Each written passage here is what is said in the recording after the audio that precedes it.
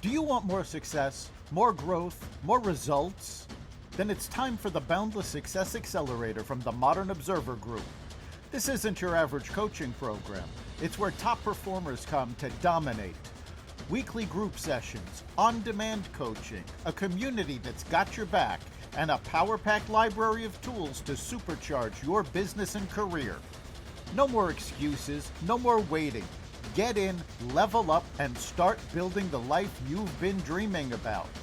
Visit us at modernobserver.com/boundless success to join today. Let's get you to the next level.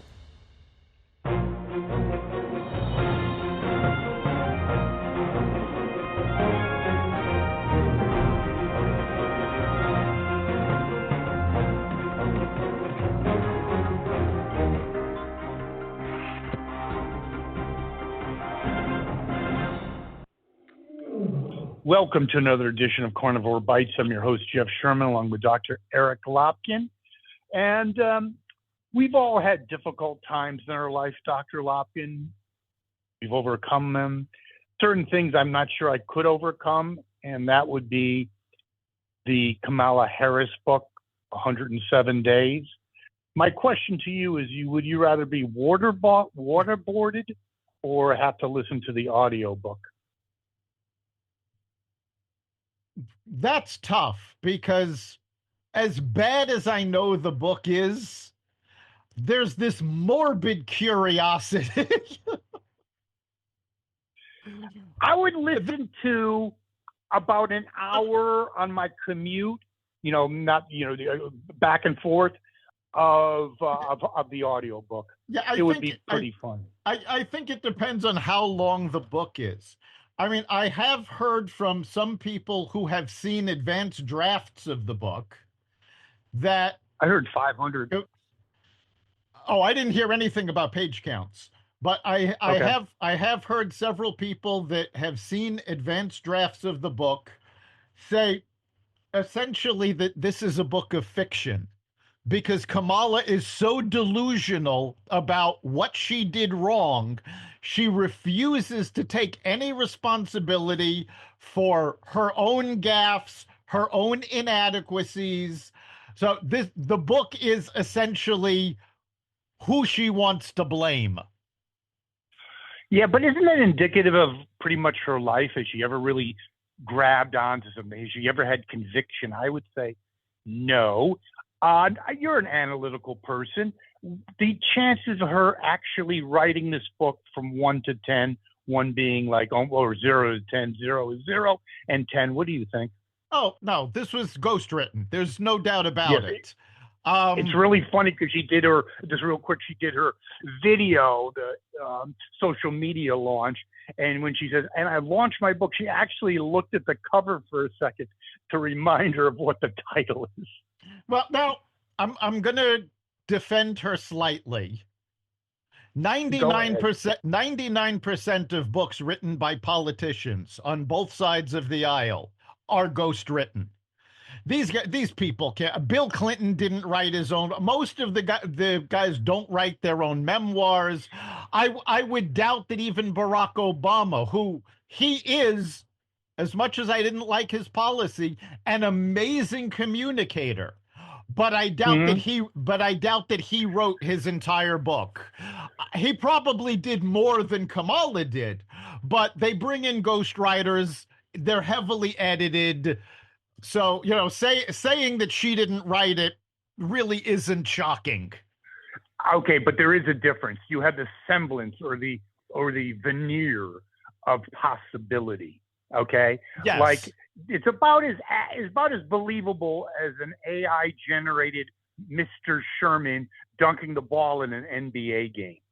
There is no illusion that she possibly. Go ahead. What you just said is actually a possibility that she did do this, but she had AI write it. You are correct. That's now another possibility. Hey, first time Carnivore Bites. There you go. And she did say that she's dropping out of politics because it's broken. broken. That's all she's done her entire life, and now she's decided that it's... She didn't say she's dropping out of politics. She said she's dropping out of the California gubernatorial race. She was very careful not to say she's not going to run for president in the next election. She desperately wants to keep that possibility open because, again, the same way the book does not acknowledge her own shortcomings and her own mistakes, she does not accept the fact that she got her clock cleaned and it had nothing to do with the fact that it was a short campaign. And she also can't come to grips that no one likes her. She's one of these people that always wanted to be liked. Either it's Willie Brown or whoever. She's not likable. She's in the same category as Hillary. I do believe that in her deepest crevices of that pea brain that she does understand with her operatives have told her that she has zero chance of winning the presidency. But that probably will not stop her. It probably won't stop her, but your comparison to Hillary Clinton is interesting because I would actually say she is less likable than Hillary Clinton. And is that possible? I'm basing this on her own staff. Hillary Clinton had staff members that were with her for decades. They stuck with her through thick and thin. How many turnovers did she have in her staff just during the time she was vice president? It was a revolving door. She couldn't even keep people on her own staff. Well done. I would agree with that 100%. I've actually heard a story, and I believe it is true, that to give an idea of how horrible it is working with her, she had her whole staff basically do a mock-up because she was going to go to some state dinner, and they had to pretend that they were different. Yes. Figures of countries. Like that is like out there, dude. That's out there. I don't know that that's so out there. That is actually the only indication we've ever seen that she was acknowledging her own shortcomings. She knew she couldn't go to this event unprepared. She failed at the preparation, but at least she tried. That's the only time we've ever seen her acknowledge her own shortcomings. I think you're correct on that one. Yes, good point. Yes, but her whole modus operandi has always been no hard work because you are a product of your past. And everything just came easy to her, appointed for this, nominated for, got the senatorial nod by not really running. So everything's been given to her. She's never really worked. And that whole shtick that she's middle class. No, both her parents were professors. And I don't know how they produced such a dummy, but oh well. Yeah, no, she was not middle class. But actually, what you're talking about with her always taking the easy path was pointed out during her presidential run in 2020, because numerous Democratic pundits pointed out that she had never run a real campaign. And because of that, she did not have the grassroots backing that most candidates build up. She did not have the built-in audience that most politicians... Remember, it's very rare that a politician wins their first race. Usually they run for something local, they come close or they don't quite make it, but they've started to make a name for themselves. So the next time they come back and they do better. And then they go into the whole run up to Congress, governor, whatever it is they want to do. She never had that campaign experience. It was because it was all handed to her. She never had that built-in audience. I want to also throw out something. It's a huge leap of faith, but I'm not so sure she ever balanced a checkbook. Why do I say that? How do you blow almost $2 billion? No, that should be the book. That's much more engaging. Honestly, that's something I would read it. How to blow almost $2 million in 3 months. 2 million. Where are you getting your numbers? No, $2 billion. Yes. No, it was $1 billion, but it was. No, oh, okay. Oh, okay. I thought it was like 1.8. I thought you said million. I'm like, no, no, no. No, She no, blew I thought a it was lot like, more than that. I thought it was like 1.5. Yeah, one is the number that gets tossed around. The exact figure varies from person to person. It's probably around $1.5 billion Yeah. that she actually spent in 107 days. And it's not that she spent the money. I mean, campaigns are expensive. It's the fact that she spent it and lost ground from Joe Biden in every district. Good. Well, her money well spent, because you got to try to do that. Maybe Yeah, she was so dumb. Maybe she gave the checkbook to the Republican Party. You never know. I don't know what she did. I mean, we do know she was paying famous people to show up and perform at her events. That was the only way, apparently, she could get audiences to show up. We know she was paying people to attend her rallies. The PR And company, endorse her. yeah, the PR company. Now, I'm just talking about crowds. The PR companies that actually hired the folks to do this have all come out and said, yes, we built fake audiences for her. So a lot of it was just trying to show that she stood a chance when everybody knew she didn't. Well, we'll talk about that later. We'll get into the media later, but that's another subject. In my old age, I'm a bigger believer in karma. Hillary has her own karma hell. How do you like that? I think Kamala might have not the degree of temperature, but not going to be all that happy. She's not going to make it any. Her political future is gone. There's no way anyone's going to want to pay her for any kind of keynote address.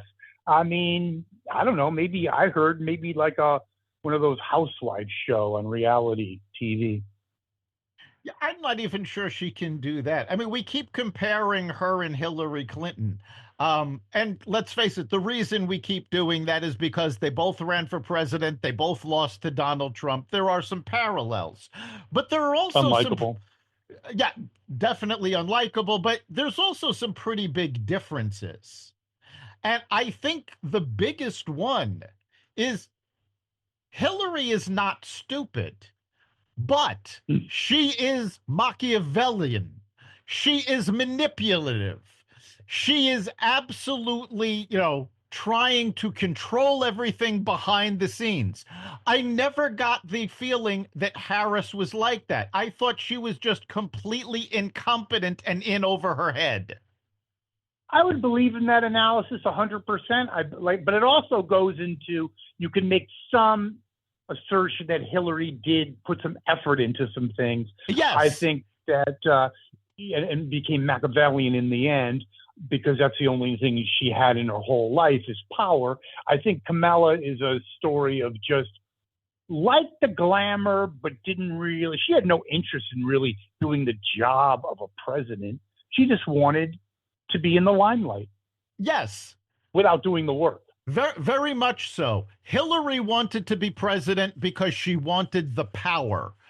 Harris wanted the presidency because she wanted the fame and the limelight. Hillary, as much as we dislike her and disagree with her policies, would have done the job.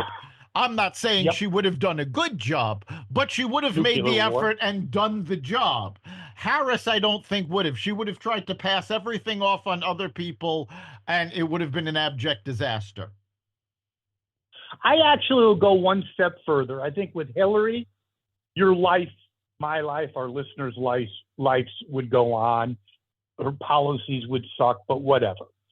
With Kamala, we dodged a bullet, a literal bullet. I believe we could have been easily in World War III. It was that bad. You had a cackling moron who makes Biden look like a Mensa candidate. Well, I mean, just think of how Russia-Ukraine would have escalated, The crisis in Israel would have escalated because nobody would have had their foot on the brake. Trump has Iran would have gotten the bomb. Yeah, Iran would have been running wild all over the Middle East. I don't think Iran would have gotten the bomb yet, but they'd certainly be well on their way. Like Trump or not, he has been a moderating influence, and I can't believe I'm saying that, but he has been a moderating influence on these ongoing wars, even going as far as getting a peace treaty in Africa. Harris would not have been able to do any of that. NATO would not have stepped up to pay 5% of their GDP for defense because nobody would have taken her seriously. I think it would have been also someone we won't be doing the show next week, looking at some retirement possibilities, and I would have to say that all bets would be off economically if you're on a fixed income. Basically, who knows? I mean, could be hyperinflation, recessions. I mean, it was just a disaster. In closing, I am going to miss her, though. I miss Uncle Joe. I'm glad he's out. But I am going to miss the cackling. I was better than Johnny Carson, or at least close, when she tried to be so profound. A walking about the simple, like how to change cat litter. I'm going to miss that. I'm going to miss it. Sorry, I am. But anyway, moving on. Any final thoughts on Kamala? No, I think she'll sell the book. She'll hype the book up. I doubt it's going to do all that well. And then before you go on, only Lopkin's insight.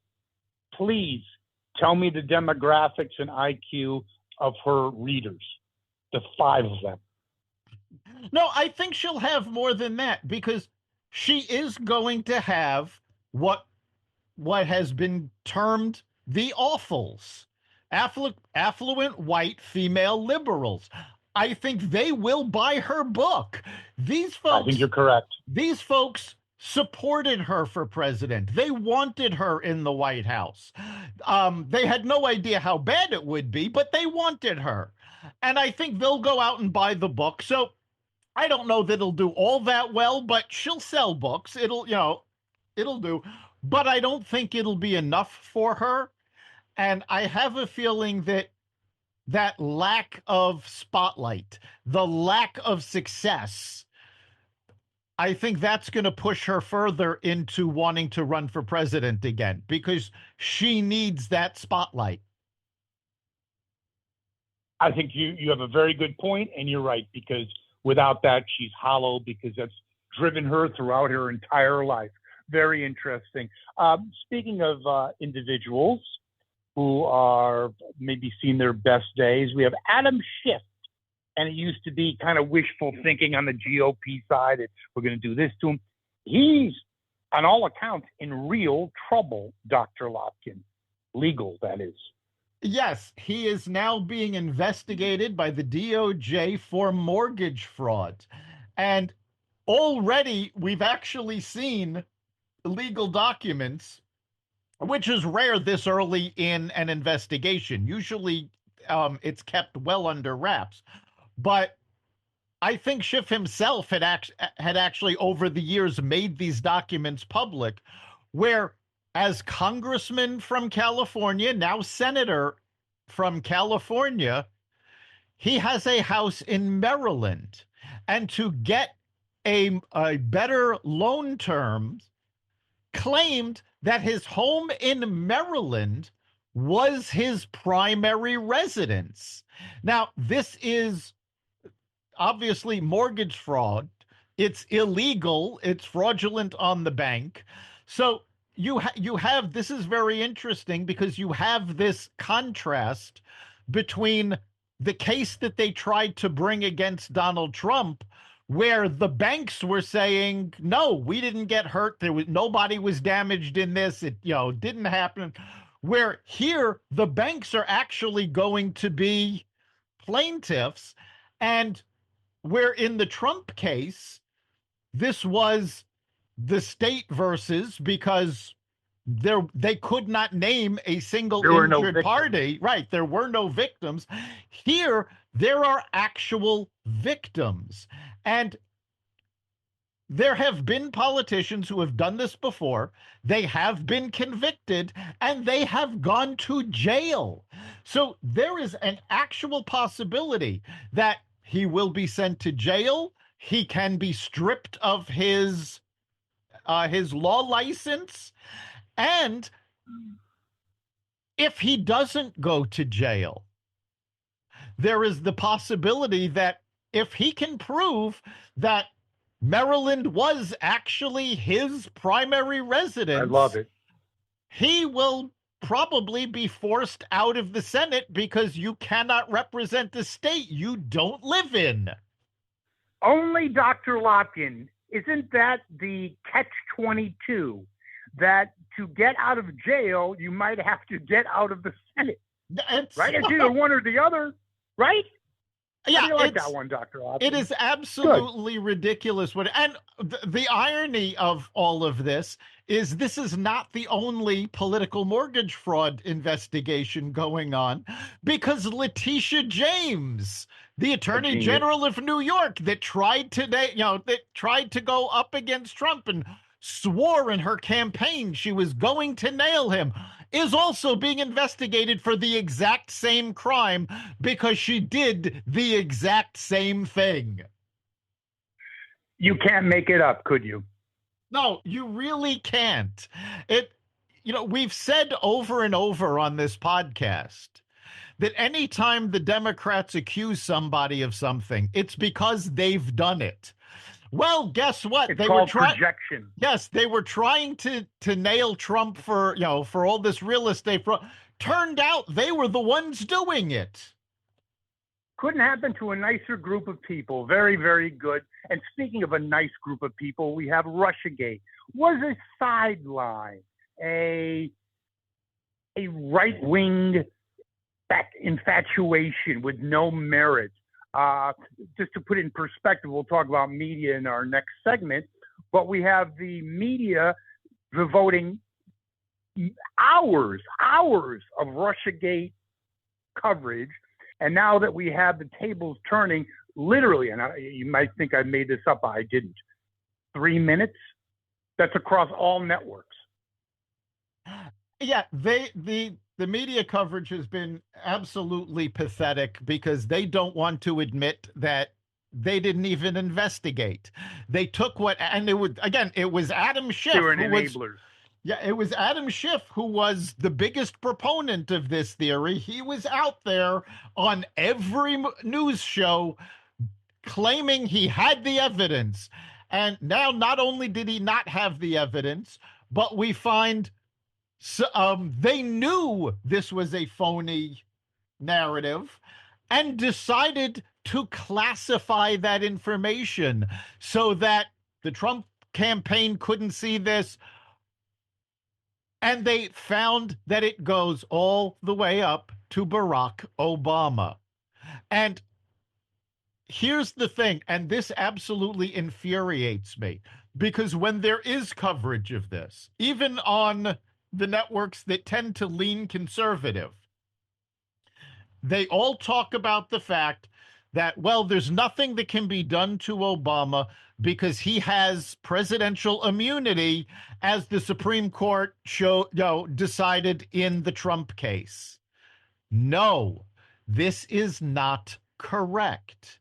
If you read the Supreme Court decision, presidential immunity only exists for things you are doing in the course of the presidency. If Donald Trump orders a drone strike on a known terrorist to protect national security, he cannot be prosecuted for that.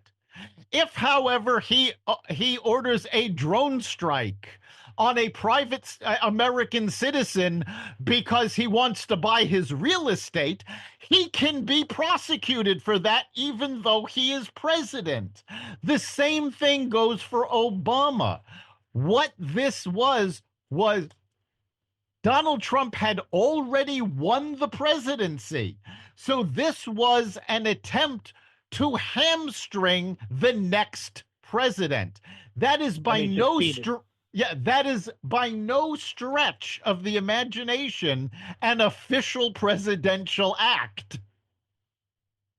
I would agree on all that. I also, I believe in many others do, it makes Watergate look like a double-A baseball game. Nothing. Biggest scandal in at least 100 years in America, going back to maybe McKinley. I think that nothing will legally happen to Obama. I think Clapper, Brennan better be. They're not enjoying themselves right now. I would actually believe the odds are in their disfavor. I believe that legal consequences will happen to them. But the theme of the show has kind of been the unofficial theme, that is, of kind of karma. And I think Obama, his legacy was already circling down the toilet. It's just one more fuel on the fire. Hillary's already finished. It's just a further shovelful on the grave. Your thoughts? Yeah, I don't even think less than before you say anything. I believe that almost the legality, besides Brennan and Clapper, because they deserve, and Comey, they deserve jail time. But it's almost inconsequential that Obama or Hillary. It's just the stain, because again, they live for their reputation, especially Obama, the only president that never left Washington. And now from Uncle Joe, Hillary's loss, and this entanglement, his legacy, and also more reflection on his failed presidency. He's pretty much kaput. Your thoughts, Lopkin? Yeah, I think, I kind of want to say this is the final nail, but I don't think it is, because every time we learn more about the Obama presidency, his legacy takes another hit. I don't know how much, more you can degrade it, but I think it's going to be bigger than just his legacy, because now that the investigation is in full reign, you're going to see how many people were involved in this. You're going to, certainly Schiff is going to be lambasted because he was the front man for all of this. He was the one. May I interject a question? Could he be censured in the Senate from that? Basically, when it comes out that he completely fabricated, it was complete bullshit.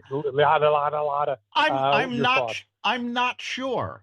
I think it's going to depend on what the investigation finds, because Schiff isn't. I don't honestly believe that Schiff is the mastermind behind all of this. If he were, then yes, he could certainly be censured for this behavior. I don't think he's the mastermind. No, but I think he was the dupe. I don't even know that he's a conspirator. I think he was the chosen dupe. I think he was the one that everybody else fed fake information to, because they knew he would believe it. They knew he would bang the drum for it, and they could stay in the shadows. Lopkin, that's brilliant. I have never heard that on anything I've seen. I think you're right, because every media outlet that is conservative who talks about shit portrays him, positions him as a leading operative, so to speak. I think you're right. I think, who do we dump this shit on? Who's gullible enough, eager enough to just run with this shit, and an opportunist enough? And he fits all the categories, doesn't he? Yes, he does. We do know that he knew he was lying in a lot of these interviews. And I will actually give credit to my wife, because she actually caught his tell in some of these interviews. And for the most part, he would talk and it was fine. But when he knew he was lying, his eyes bugged a little bit, and immediately, anybody who's played poker knows people when they bluff have it tell that was his. So he knew Right. everything wasn't above board. But I don't know how much of it he knew wasn't above board. I think he had been fed, all of this stuff by the folks that wanted to stay in the shadows, and he was more than happy to try to make a name for himself. He probably thought he was going to be able to make such a name that he would be able to run for president. I think you're correct. I think he's sweating. I envision him as kind of a wimpy guy, so he doesn't have the constitution to weather storms like Trump did. I think he's going to cry like a bitch. How do you like that? He's already doing that behind the scenes because he knows he's in real trouble with mortgage fraud, and he's at the center, not as the orchestra, because I do agree, but he's in neck deep in the biggest scandal in 100 years. See, now the question is, will he withstand enough to get, find everything out and get punished? Or is he so big an opportunist that he will take the opportunity to flip and name names and say where he got this stuff and help the investigation in order to save his own behind? And I'm not sure which way he'll go. I don't think he has the strength of character to really face down the investigation, but I think he also might not have enough character to flip and do the right thing. Yeah, I think he would flip if it wasn't this situation. Because if he flips, look what they did to Trump, who was the president of the United States. You think little pencil neck is going to withstand the full force of Obama, the Clintons, the whole apparatchik? Not a chance. But that's the thing. If he were to flip, and I'm not saying that's going to happen, this is all speculation, but if he were, it would cripple that apparatus. What they could do to him would be, it would be so much less than what they tried to do to Trump, because the credibility would be gone. Certainly the money would be gone. Goodbye. Yep. No, it will make for some good TV. Yes, it'll make for interesting storytelling. Now, speaking of TV, we have the media, and it's been going on for some time, but nothing more profound than our last presidential election, and that is the changing media. You look at what's going on with the firings, okay? Of late, just came over the speculation that Howard Stern is gone, who was once the king of all media. Then he became woke, and you know what his whole listenership is? He used to have 20 million listeners. Do you know what it is now? I'd be shocked if it was 2. It's 140,000. Wow, that I would not have expected it to go that low. Yep, it's Sirius Radio has a subscription base of about 30 million. He has a small sliver. And someone that deals with youth, there's some good commentaries that if you look at someone that's under 30, they don't even know who the hell he is. No, they don't. Yeah, and that's the demographic. I would say even you could be pushing people under 40. That's how long he's been irrelevant. But he did flip. He became boring. And I did like the commentary, just like old rock groups. He stayed on. I don't know why he stayed on so long, but he also became kind of macabre and sick at the end. Not just because I don't agree with him politically. I mean, kind of like a real wussy. Like he wouldn't leave his compound because of the pandemic. It's like, grow a pair, dude. He still doesn't come out of his compound. Yeah, we are seeing a massive shift in media. And it's not just television. Obviously, you were just talking about Howard Stern, that's satellite radio. I don't think he's been on TV in about 20 years, at least. I mean, if you remember, actually, no, come to No, think he of it, did something, some bullshit show like the stuff. He hasn't been in relevant TV. Yeah, I agree with you for over 20 years. Yes. Who cares? something Yep, like you're that. right. Yeah. But you're seeing now that the media companies are going, wait a minute, you know what? Yeah, well, we agree with the politics. We agree with what they're saying. We can't afford to support this anymore.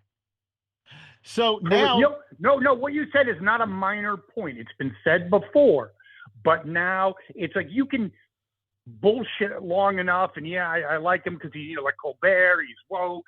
But when you're talking 40 million with right. Howard, I'm not going to do the math, but when you have 130,000 listeners and you're making 100 million, do the math.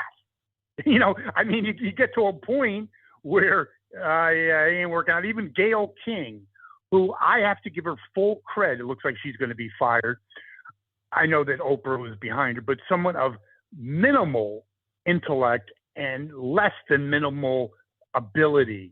I give her credit. She milked it for over 20 years. Made a lot more money than I ever did. She did. But right now, CBS Mornings is getting less than 2 million viewers. It is hemorrhaging.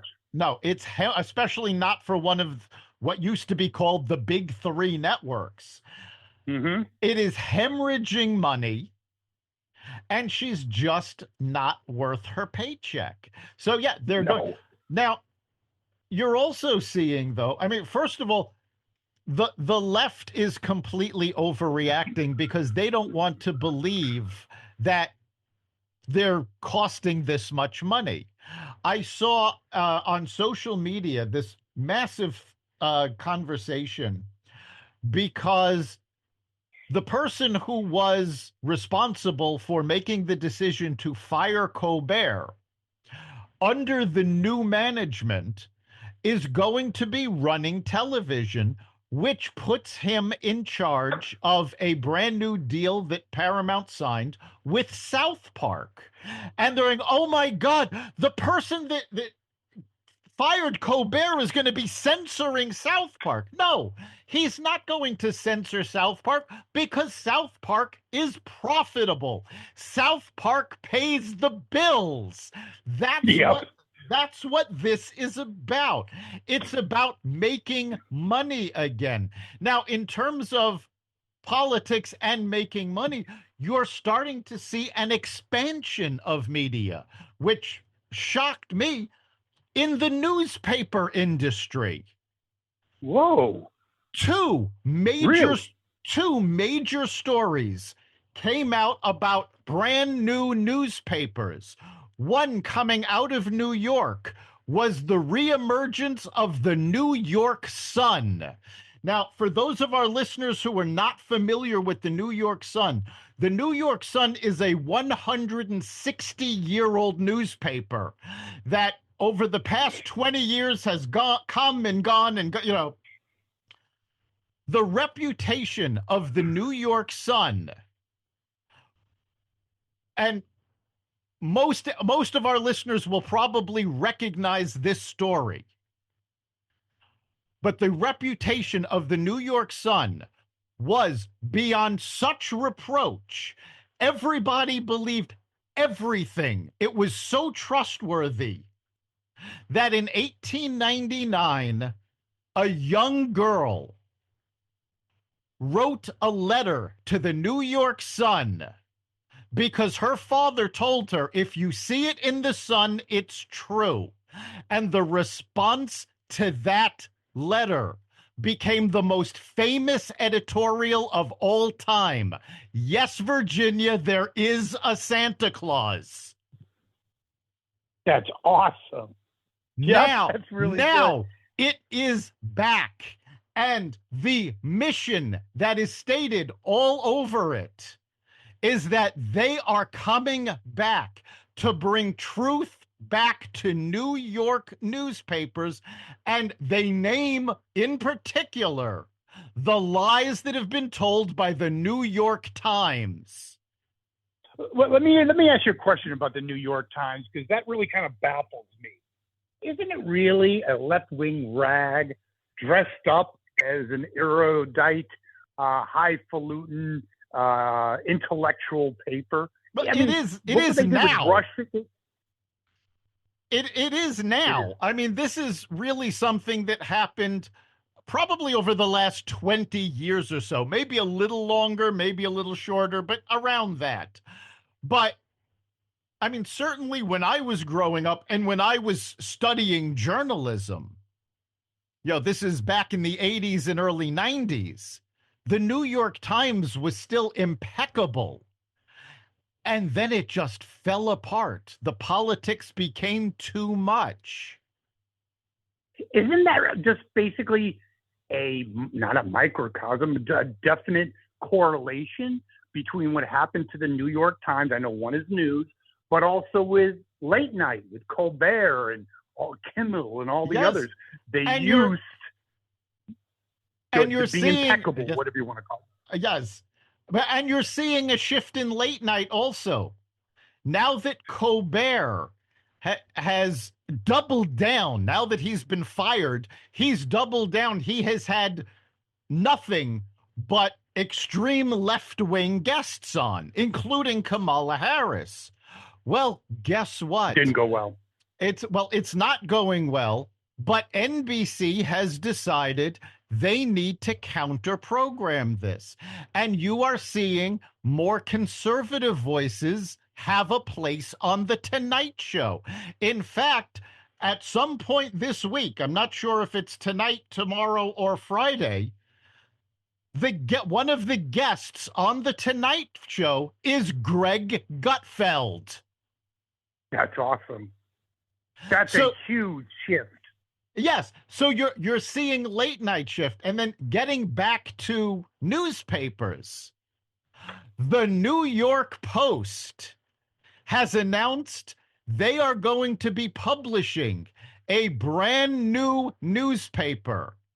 Same basic look, feel, and voice as the New York Post, based in Los Angeles, and it is going to be the California Post. Fantastic. Yep. There is definitely a sea change. You look at media, even with, the Sweeney commercials, there is, you can sense it. You can sense it, the old guard, and they're not going peacefully. That is in politics and in media. There's structural differences, but when you look at the media, yes, they certainly accelerated their demise by being abject liars. Russiagate and embracing everything that supported their narrative. And even the only people that are left are probably the ideologues on MSNBC, even though that's shrinking as well, who are just hopeless. Even CNN has had positive reports, not that it's prevalent, about Trump, calling him actually the most consequential president in 100 years. So that would never happen, CNN, a la. And remember, yes, MSNBC is hanging on to this, but they're also about to be spun off because Comcast doesn't want to lose the money anymore. We'll see what happens there now. Looking at our last subject matter, that's economic data. Some interesting things with the jobs number, Powell, other things. Let's kick it off, Dr. Lopkin. Yeah, the jobs numbers came out last week and they were abysmal. And even more than the horrible jobs numbers that were reported for July, May and June were revised downwards. They were both up approximately around 140,000 jobs. They were both downgraded to, I believe, between the two, an estimated around an average of 15,000 jobs from 140,000 jobs. And the head of the Bureau of Labor Statistics was fired by Trump. And of course, the left is yelling, well, she said that the economy's bad under Trump, so he fired her. Okay, there's one of two things going on. Either one, she lied about the current numbers, in which case she should be fired. Or the other choice in this matter is she missed the estimates on the job numbers for the past 2 months by more than 10 times. Okay, to steal an old line from Lewis Black, if you were a roofer and you missed by that much, you'd still be in jail. True. Yes. But she also inflated the job numbers before the election of last year. Right. The job numbers from just before the election were inflated. That came out after the election. So, oh no, we overestimated. So she has been wrong consistently for months in both directions. I mean, this is someone that needed to be removed. Does it surprise you that she's a Biden appointee? No, talk about a cast of characters. It didn't surprise me at all. And the problem is, this wasn't just, well, she made Trump look bad and that's the problem. No, this had major repercussions. If the accurate numbers, let's assume that the May revision is accurate and that it was only around 10,000 jobs. If that had been reported in May, the Fed would have lowered interest rates because that would have been pushing the economy downwards. If that same thing, if the June numbers were correct, the Fed would have stood by that lowering of interest rates, might have lowered it again, might have not. But 100%, that's the real rub. Yes, that whole thing had major economic implications for both better and worse. So, yeah, this is somebody that needed to be removed because she was clearly not capable of doing the job. Yeah, I cannot argue with that. You could have the conspiracy, deep state, what have you. I mean, I wonder how many of her co-workers, constituents were in on the gig as well. I mean, once it happens. I've seen that, but she's been doing this for almost a year now. Again, another stellar Biden appointee. Of course, she didn't know he appointed her. There's no way. No, of course she knew. No, he didn't know that he appointed her. He didn't know that she appointed. Okay, yes, that's completely plausible. Yes. There you go. Well, Dr. Lopkin, another edition of Carnivore Bites. We'll be back in 2. Our listeners can contribute to the show, can't they? Yeah, let's hear what you have to say. What do you want us to look at? What topics are you interested in? And what do you think of our analysis? Do you disagree? Let us know. We want to know not just if you agree, but if you disagree. And we want to hear your arguments for and against. You can go to the Facebook Carnivore Radio page, messages there. You can also go to xvadio.com/connect. Send us a message that way. And of course, you can catch every episode of Carnivore Bites at the Carnivore Radio website, xvadio.com, the Apple Podcasts app, YouTube, Rumble, Spotify, iHeartRadio, Audible, Amazon Music, and other platforms that respect freedom of speech. Thank you, Dr. Lopkin. See you next time. We'll see you then.